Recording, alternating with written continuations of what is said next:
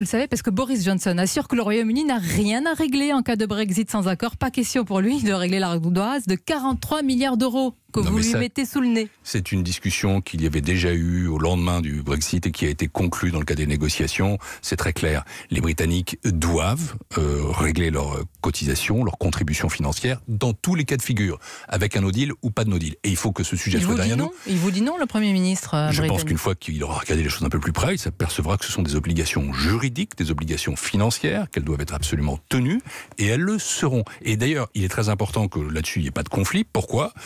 Parce que c'est tout simplement une condition de la confiance dans la discussion qui va s'ouvrir maintenant. Ah, pardonnez-moi, vous mettez ça en condition. Donc attention, s'il n'accepte pas de régler la facture, ça veut dire que les discussions sont compromises. Mais elles sont extrêmement difficiles, puisque il y a, si vous voulez, un cadre budgétaire, que ce soit d'ailleurs pour des pays de l'Union européenne ou pour des pays qui sont dans un espace commun avec l'Union européenne, où ces contributions financières doivent être acquittées. C'est une question de confiance, c'est une question d'obligation juridique, c'est une question d'obligation financière. Là, pour moi, c'est un sujet qui ne se discute pas et qui ne peut pas se discuter. C'est clair, le message est passé, on va voir s'il est entendu.